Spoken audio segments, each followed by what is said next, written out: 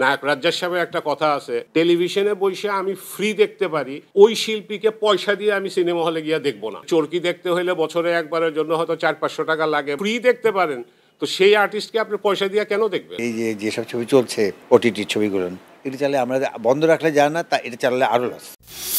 এই সমস্ত ছবি মানুষ দেখবে না, এগুলো সিনেমা হলে চলার ছবি না, কথা বুঝছেন?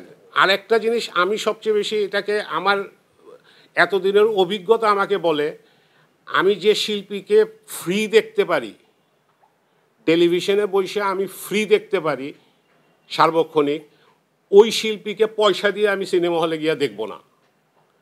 এটা কিন্তু মানুষের ভিতরে একটা টেন্ডেন্সি আছে। এই কথাটা বলতো আমাদেরকে রাজ্জাক সাহেব, আমাদের নায়ক রাজ্জাক সাহেব যে মারা গেছেন, নায়ক রাজ্জাক সাহেবের একটা কথা আছে যে আমাদের এক্সপোজার যা হবে, চলচ্চিত্র শিল্পীদের স্টারের এক্সপোজার যা হবে সেটা চলচ্চিত্রে হবে। ওই টেলিভিশনে নাটক কইরা বিজ্ঞাপন কইরা যদি করেন তাহলে এটা তো ফ্রি, টেলিভিশনে দেখতে তো আপনার পয়সা লাগতেছে না। ওই কি বলে, চরকি দেখতে হলে বছরে একবারের জন্য হয়তো 400-500 টাকা লাগে, বঙ্গ দেখলে 400-500 টাকা লাগে, রেজিস্ট্রেশন করলেন যখন ইচ্ছা দেখতেছেন। তো যখন ফ্রি দেখতে পারেন, তো সেই আর্টিস্টকে আপনি পয়সা দিয়ে কেন দেখবেন? সেই আর্টিস্টকে আপনি পয়সা দিয়ে দেখার কোনো কারণ নাই। এখানে 3টা ক্যামেরাম্যান আছে, তো এই জায়গাটা ক্লোজলি যদি নেন, পিছনে 4 জন থাকে, আর এই জায়গাটা ক্লোজ নেয়, তাহলে কিন্তু মনে হবে ঘরটা ভরা। ওই কোনার থেকে গিয়ে নিয়ে দেখেন ঘর কতটুকু ভরা। যারা ছবি তৈরি করে তারা সবাই নিজের ছবিকে মোগলে আজমি মনে করে। আমি কিন্তু একজন প্রযোজকও, 1980 সাল থেকে আমি ছবি প্রযোজনার সাথে আমি জড়িত। আমিও আমার ঘরের মধ্যে যতগুলো ছবি হয়েছে তার মধ্যে 2-3টা আর ফ্লপ ছবি হয়েছে, মানে যে অকল্পনীয় ফ্লপ। কিন্তু রিলিজের আগে কিন্তু মনে হয়েছে আরে শালা ফাটায়া দেবো এই ছবিটা যা হয়েছে ছবিটা, কিন্তু ছবিটা কিন্তু আটার ফ্লপ হয়ে গেছে। ওই রিলিজের আগ পর্যন্ত এই সব ছবি মোগলে আজম, রিলিজের পরে বোঝা যায় কি। দরদ শুক্রবার দিন অসম্ভব ভালো সেল গিয়েছিল, তারপর থেকে সেলটা আস্তে আস্তে ড্রপ করে গেছে। এটা আমার কাছে মনে হচ্ছে যে ছবির নির্মাণ শৈলীর জন্যই ছবিটা বোধহয় এই দর্শক টানতে পারেনি, অটোমেটিক বন্ধ হয়ে যাচ্ছে। এই যে এখন যে একটা ছবি চলছে, নাম বললাম না, আমার শুক্রবার দিন 3টা বা 4টা শোর ভিতরে আমার একটা শোতে 1500 টাকা টিকিট মানে বিক্রি হয়েছে। তারপরে বাকি শোগুলো বন্ধ। শনিবার দিন 2টো লোক এসে বসে আছে, আমি ছিলাম শনিবার 2 লোক বলে ভাই শো চলবে না। তা আমার স্টাফরা বলতেছে দেখি আরও 4-5 জন যদি হয় তাহলে ভাই চালান যাবে, আপনার 2 জনের জন্য তার হল চালান যাবে না।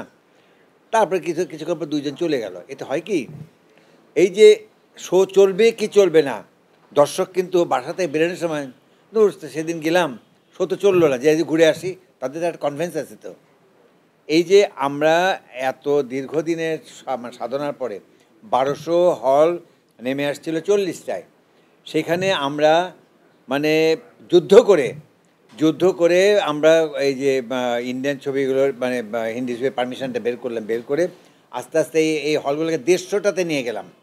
150টাতে নিয়ে যে হলে দর্শক সৃষ্টি করলাম, দর্শক সৃষ্টি করার পরে আমরা যে পর্যায়ে মানে এই চলচ্চিত্রকে উঠাই নিয়ে আসতেছিলাম, আবার একটা যদি এই ধারাবাহিকতা যদি এই পুষ্পা ছবিটা যে চলতো তাহলে কিন্তু আমরা অন্তত টিকে যেতাম। তাহলে আরও যেসব সিনেপ্লেক্স তৈরি হচ্ছে এগুলি কিন্তু ধারাবাহিকতা বজায় থাকতো। কিন্তু এখন আবার কিন্তু সিনেমা হলের সংখ্যা নেমে আসছে 40-50টাতে। কারণ এইটা থেকে যে আবার উঠবে না কি সে আশা তো আমরা দেখি না। এখন এটা আরও নিচে হয়তো 10-12টাতে হয়তো নেমে আসবে। এছাড়া আমরা আর কোনো কিছু সামনে কোনো পথ দেখতে পাচ্ছি না।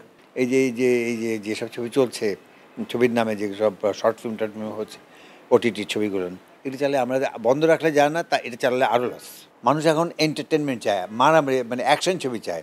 মানুষ সিনেমা হলে যে ওই দুঃখের কাহিনী আর দেখতে চায় না।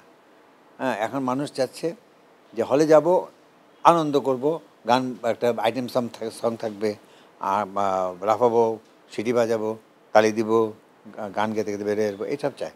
কারণ ওই কাহিনী দেখার মতো দর্শক এখন তৈরি হয়নি। 1500 টাকা, 7টা না 8টা দর্শক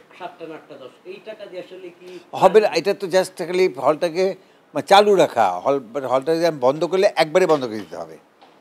এই জন্য আমরা গভর্নমেন্টের কাছে আমরা করবো যে আমরা মানে কি করব, আমাদের কাছে সিদ্ধান্ত গভর্নমেন্ট দেখ।